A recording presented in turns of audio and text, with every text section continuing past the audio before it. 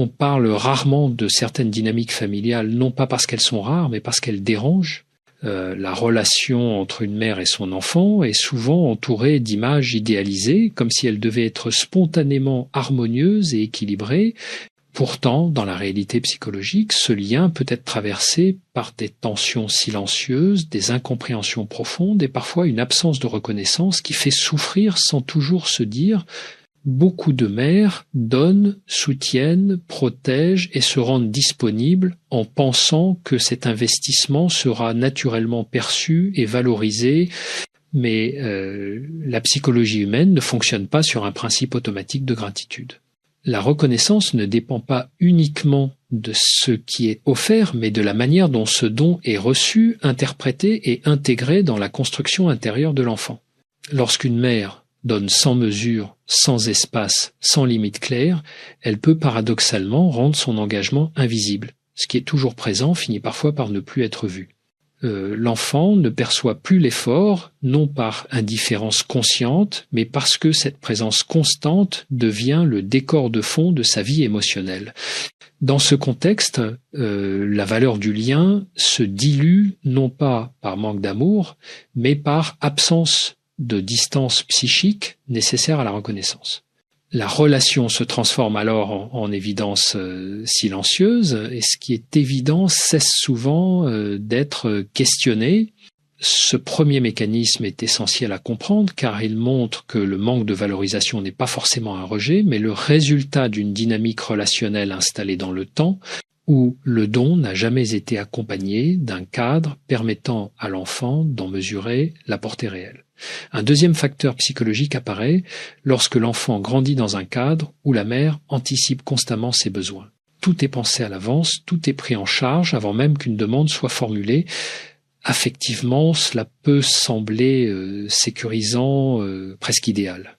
Mais du point de vue psychologique, cette anticipation permanente empêche l'enfant de faire une expérience fondamentale, celle du manque et de l'attente.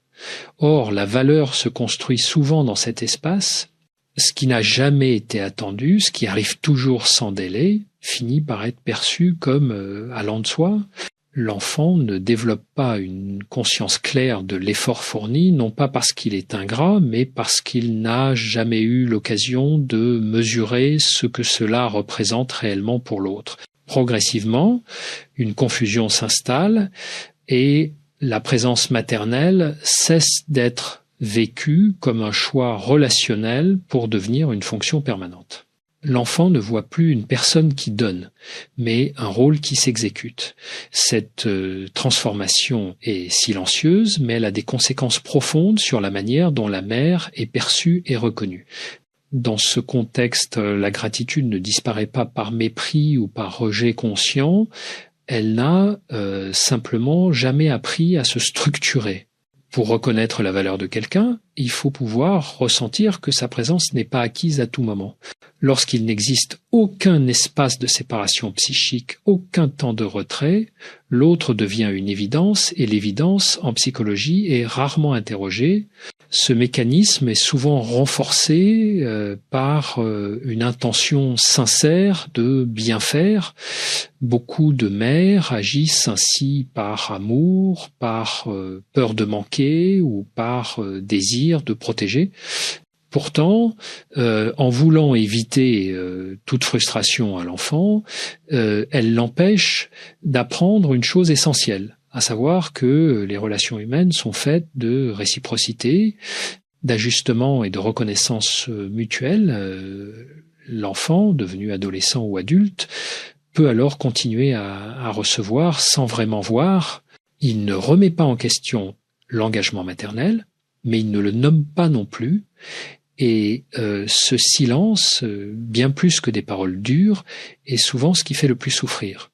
La mère se sent présente, investie, engagée, tandis que l'enfant vit cette présence comme un arrière-plan émotionnel stable, mais peu conscientisé.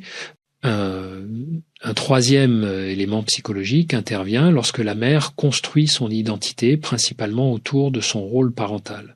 Toute son énergie, son attention et parfois même son estime personnelle sont investis dans le fait d'être une bonne mère Extérieurement, cela peut sembler noble et généreux. Intérieurement, cette posture crée souvent une pression invisible sur l'enfant, même lorsqu'elle n'est jamais formulée clairement. Lorsqu'un enfant perçoit, même de manière diffuse, que le bien-être émotionnel de sa mère dépend fortement de lui, il peut développer un mécanisme de protection inconscient. Pour ne pas se sentir prisonnier de cette responsabilité affective, il prend de la distance. Cette distance n'est pas un rejet de la mère, mais une tentative de préserver son propre espace psychique. L'enfant sent que, en reconnaissant trop ouvertement les sacrifices maternels, il risquerait d'être redevable, lié, voire coupable. Dans ce type de dynamique, la reconnaissance devient lourde à porter. Dire merci, valoriser, montrer de l'attachement peut être vécu comme une promesse implicite, celle de devoir rester proche, disponible ou conforme aux attentes maternelles.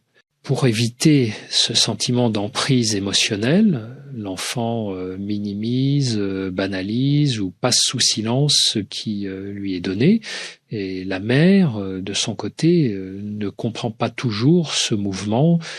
Elle a l'impression de donner par amour, sans condition.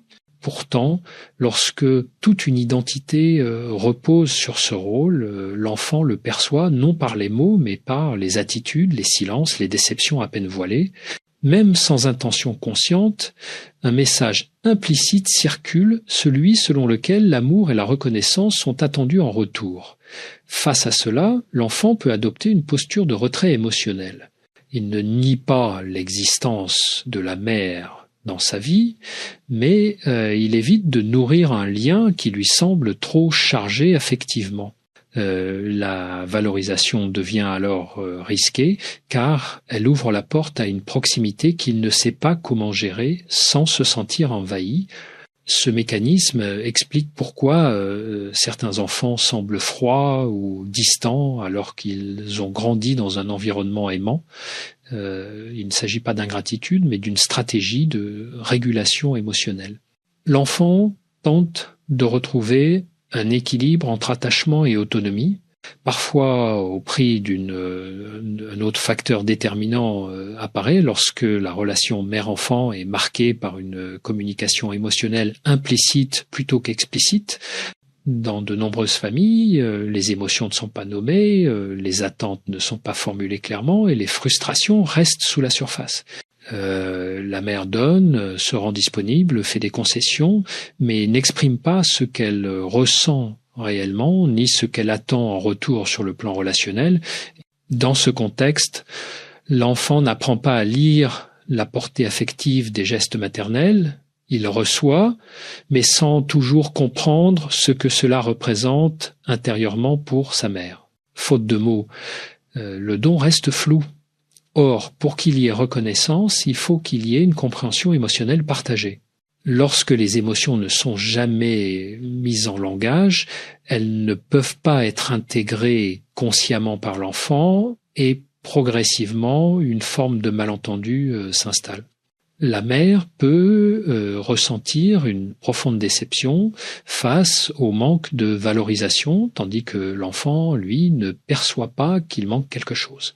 Il n'ignore pas volontairement sa mère, il mesure simplement pas l'impact émotionnel de ce qu'elle donne, et ce décalage crée une souffrance silencieuse des deux côtés. Parfois, cette absence de verbalisation s'accompagne d'une posture de retenue émotionnelle. La mère ne se plaint pas, ne demande rien, ne pose pas de limites claires, pensant ainsi être forte ou bienveillante, mais cette retenue empêche l'enfant de comprendre que la relation nécessite aussi de l'attention, de la reconnaissance et une forme de retour affectif. Dans ce type de dynamique, l'enfant peut grandir avec l'idée inconsciente que tout va bien tant qu'aucun conflit n'éclate. Il ne perçoit pas le manque de reconnaissance comme un problème, puisqu'il n'a jamais été nommé. Ce silence relationnel donne l'illusion d'une harmonie, alors qu'il masque souvent une accumulation de frustrations non exprimées. Avec le temps, cette absence de dialogue émotionnel fige la relation.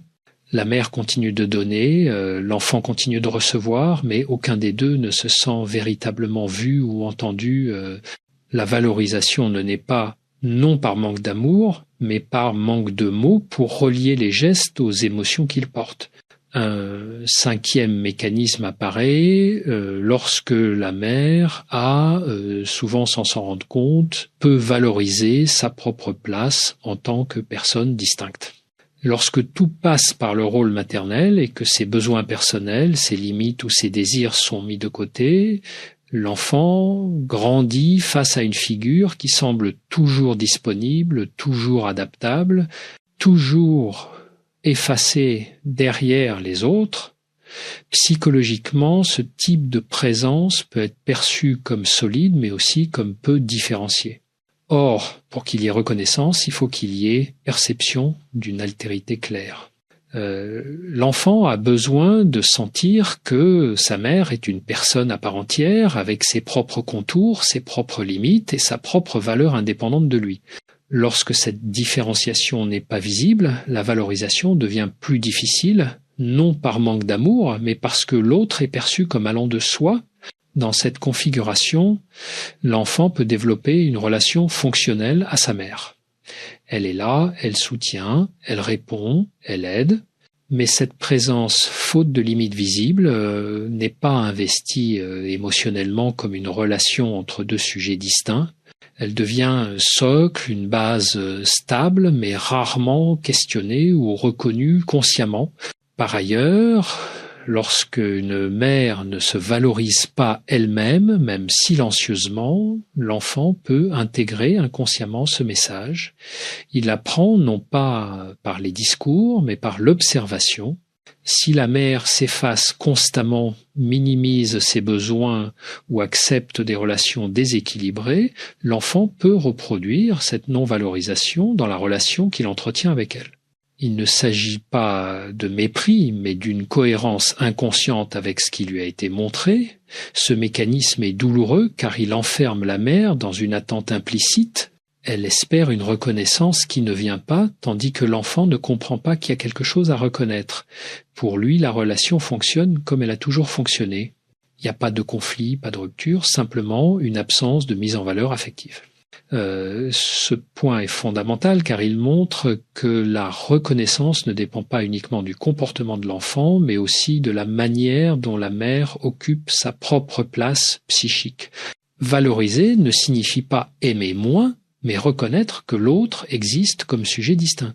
Lorsque cette distinction est floue, la valorisation a du mal à émerger, même dans un climat affectif apparemment stable. Un sixième facteur psychologique apparaît lorsque l'enfant associe la figure maternelle à la culpabilité plutôt qu'à la liberté émotionnelle. Cela se produit lorsque, même sans parole explicite, la relation est imprégnée d'un sentiment diffus de dette. La mère a beaucoup donné, parfois trop, parfois au détriment d'elle-même, et l'enfant le perçoit, mais au lieu de transformer cette perception en reconnaissance, il la transforme en évitement. La culpabilité est une émotion paradoxale, loin de rapprocher. Elle pousse souvent à prendre de la distance. Lorsque l'enfant sent qu'il ne pourra jamais rendre autant que ce qui a été donné, il peut inconsciemment choisir de minimiser l'importance de ce don pour se protéger. Reconnaître pleinement la valeur de sa mère reviendrait alors à reconnaître une dette impossible à rembourser. Dans cette dynamique, la valorisation devient menaçante. Dire merci, exprimer de la gratitude ou montrer de l'attachement peut activer un sentiment d'obligation, comme s'il fallait ensuite être plus présent, plus disponible, plus conforme aux attentes perçues. Pour préserver son autonomie psychique, l'enfant réduit l'expression de reconnaissance non par dureté, mais par besoin de respirer. La mère, de son côté, peut ressentir cette distance comme une injustice. Elle a donné sans compter, souvent avec sincérité, et se retrouve face à un enfant qui semble indifférent. Pourtant, ce qui est en jeu n'est pas l'absence d'amour, mais une relation déséquilibrée entre don et liberté. L'amour qui ne laisse pas d'espace devient lourd, même lorsqu'il est bien intentionné. Ce mécanisme explique pourquoi certains enfants semblent plus à l'aise dans des relations extérieures que dans le lien maternel, ailleurs, ils se sentent libres, légers, non redevables. Dans la relation avec leur mère, ils ressentent une pression invisible, difficile à nommer, mais suffisamment forte pour freiner toute expression spontanée de reconnaissance. Comprendre ce point permet de déplacer le regard. Il ne s'agit pas de demander plus de gratitude, mais de restaurer une relation où l'amour n'est pas associé à une dette. La reconnaissance ne peut émerger que dans un espace où chacun se sent libre d'être lui-même, sans peur d'écraser l'autre ou d'être écrasé par ce qui a été donné. Le dernier point psychologique à considérer concerne la confusion fréquente entre proximité et qualité du lien. Beaucoup de mères pensent, souvent à juste titre, qu'être toujours là, rester proche et maintenir un contact constant garantit la solidité de la relation. Pourtant, la psychologie relationnelle montre autre chose. Un lien sain ne se mesure pas à la quantité de présence, mais à la qualité de l'échange et à la liberté qu'il laisse à chacun. Lorsque la relation mère-enfant ne permet pas suffisamment de mouvement, de distance naturelle et de réajustement au fil du temps, elle peut perdre sa vitalité. L'enfant grandit, change, construit son identité, mais la relation reste figée dans un rôle ancien. Dans ce cadre, la mère continue d'être perçue comme une évidence du passé plutôt que comme une figure vivante du présent. La valorisation devient alors difficile car elle suppose de regarder l'autre tel qu'il est aujourd'hui et non tel qu'il a toujours été. Et ce phénomène est particulièrement visible à l'âge adulte. L'enfant n'est plus dépendant, mais la relation continue parfois à fonctionner comme s'il l'était encore. Cela crée un décalage silencieux. L'enfant cherche de l'autonomie, la mère cherche de la proximité, et chacun interprète le comportement de l'autre à travers ses propres besoins non exprimés. Dans ce malentendu, la reconnaissance se perd. Ce qui permet de restaurer une valorisation authentique, c'est pas de forcer l'enfant à voir ce qui a été donné, mais de transformer la relation elle-même, accepter que le lien évolue, que la place change, que la mère ne soit plus seulement celle qui donne, mais aussi celle qui existe pour elle-même, avec ses limites et ses désirs propres. Cette évolution crée un nouvel espace relationnel plus équilibré où la reconnaissance peut réapparaître naturellement. Au fond, lorsque la relation cesse d'être fondée sur le sacrifice, l'anticipation ou la dette et qu'elle devient un échange entre deux adultes psychiquement différenciés, quelque chose se détend, l'enfant peut alors regarder sa mère autrement, non plus comme une fonction acquise, mais comme une personne singulière.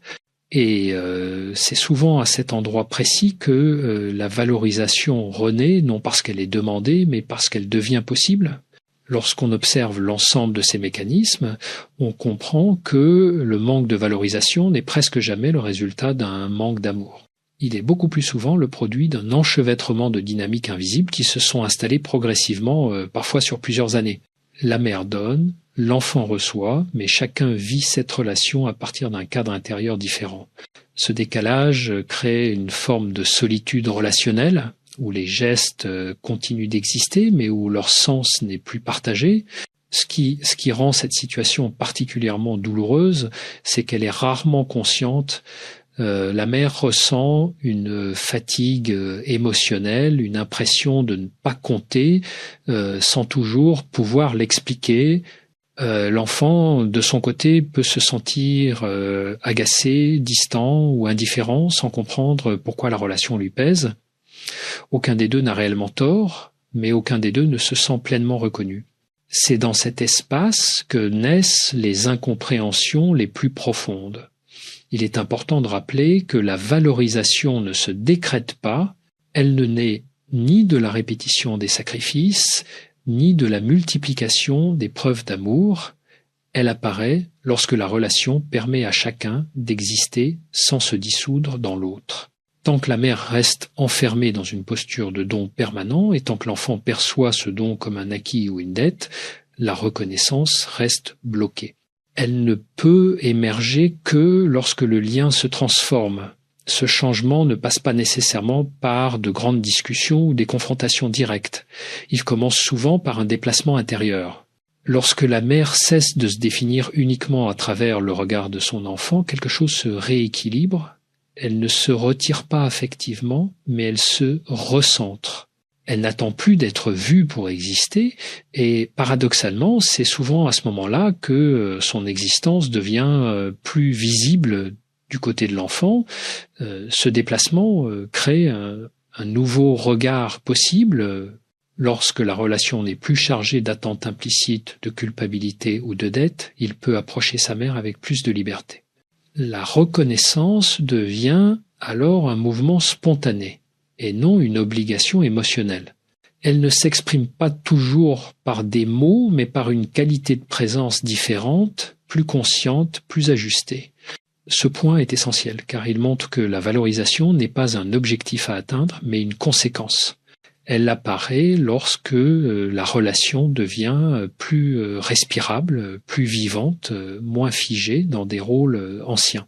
Comprendre, cela permet de sortir d'une logique de reproche ou de réparation pour entrer dans une logique de transformation relationnelle. Dans beaucoup de situations, c'est pas l'amour qui manque, mais l'espace pour qu'il circule autrement. Redonner cet espace, c'est accepter que la relation évolue, qu'elle perde certaines formes pour en trouver d'autres, et c'est souvent dans ce mouvement parfois inconfortable mais profondément libérateur que la reconnaissance longtemps absente trouve enfin un terrain pour apparaître. Lorsque cette transformation intérieure commence, même de façon discrète, la relation change de texture, elle devient moins lourde, moins chargée d'attentes invisibles. La mère ne se positionne plus comme celle qui doit constamment prouver son amour par le don ou la disponibilité, et l'enfant n'a plus à se protéger d'une proximité ressentie comme envahissante. Ce nouvel équilibre permet quelque chose de fondamental, la possibilité de se rencontrer autrement. Dans ce cadre, la valorisation n'est plus liée au passé, à tout ce qui a été fait, sacrifié ou donné. Elle se construit dans le présent, dans la manière dont chacun se reconnaît ici et maintenant. L'enfant peut alors voir sa mère non seulement comme celle qui a été indispensable autrefois, mais comme une personne vivante, singulière, avec sa propre trajectoire, ses fragilités, ses ressources. Cette reconnaissance-là est beaucoup plus profonde que la gratitude ponctuelle, car elle s'inscrit dans une relation adulte à adulte. Il est fréquent que ce changement suscite de la peur.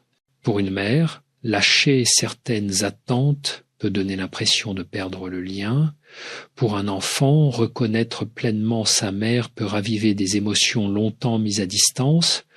Pourtant, c'est précisément en traversant cet inconfort que la relation gagne en authenticité. Ce qui est évité par peur de souffrir maintient souvent la relation dans une forme appauvrie. À ce stade, il devient clair que la valorisation ne dépend pas d'un effort supplémentaire, mais d'un repositionnement. Plus la mère s'autorise à exister en dehors de la relation, plus l'enfant peut la rencontrer sans se sentir pris au piège. Plus l'enfant se sent libre dans le lien, plus il peut exprimer de reconnaissance sans que cela n'implique une perte de soi. Cette réciprocité est le cœur des relations psychologiquement saines. Ce mouvement ne se fait pas en un jour.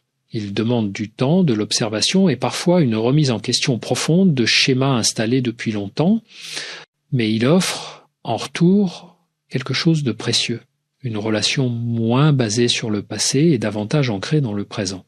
Lorsque la relation cesse d'être une accumulation de ce qui a été donné ou attendu, elle devient un espace de rencontre réelle. Dans beaucoup de situations, c'est à ce moment précis que les gestes changent subtilement, un regard plus attentif, une écoute plus présente, une parole plus juste. La valorisation ne s'impose pas, elle se manifeste, elle n'est plus demandée, elle apparaît comme une évidence nouvelle, parce que le lien lui-même a changé de nature. Ce qui est important de comprendre, c'est que cette évolution n'efface pas l'histoire commune. Elle ne nie ni les sacrifices ni les moments difficiles. Elle les replace simplement dans un cadre plus large où chacun peut reconnaître ce qui a été vécu sans s'y enfermer. La relation cesse alors d'être un poids ou une attente silencieuse pour devenir un choix renouvelé, plus libre et plus conscient. Au fond, ce que cette réflexion met en lumière, c'est une réalité souvent difficile à accepter. La valorisation ne naît pas de l'intensité de l'amour, mais de la qualité du lien. On peut aimer profondément et pourtant ne pas se sentir reconnu. On peut donner énormément et rester invisible. Ce paradoxe n'est pas une injustice morale, c'est un phénomène psychologique. Comprendre cela permet déjà d'apaiser beaucoup de souffrances, car cela déplace la question du terrain de la faute vers celui de la dynamique relationnelle. Dans beaucoup de relations mère-enfant, la douleur vient moins de ce qui manque que de ce qui n'a jamais pu circuler librement, des émotions retenues, des attentes implicites, des rôles figés dans le temps. Lorsque ces éléments ne sont jamais interrogés, chacun reste enfermé dans une position qui ne lui correspond plus vraiment. La mère continue de donner comme avant, l'enfant continue de recevoir comme il l'a toujours fait, sans que la relation ne s'adapte à ce qu'ils sont devenus. Ce qui change réellement une relation, c'est pas d'exiger davantage de reconnaissance, mais de modifier la posture intérieure à partir de laquelle on se relie à l'autre. Lorsqu'une mère cesse d'attendre que son enfant la valorise pour se sentir exister, elle reprend une forme de liberté psychique. Elle n'aime pas moins, elle aime autrement. Elle ne se retire pas du lien, elle y entre avec plus de justesse. Cette transformation a souvent un effet inattendu. En allégeant la relation de ses attentes silencieuses, elle devient plus respirable. L'enfant n'a plus besoin de se protéger, de minimiser ou de banaliser. Il peut alors reconnaître sa mère sans craindre de perdre son autonomie. La valorisation, dans ce cadre, n'est plus un poids ni une dette, mais un mouvement naturel qui émerge lorsque le lien est suffisamment libre. Il est important de rappeler que toutes les relations n'évoluent pas de la même manière ni au même rythme. Parfois, la reconnaissance restera limitée, partielle ou différente de ce que l'on imaginait. Accepter cela fait aussi partie du processus. Reconnaître les limites d'un lien ne signifie pas renoncer à l'amour, mais renoncer à une attente irréaliste qui empêche de voir ce qui est réellement possible. Finalement, ce travail intérieur permet de retrouver quelque chose d'essentiel, la dignité relationnelle, aimer sans se perdre, donner sans s'effacer, être présent sans s'imposer.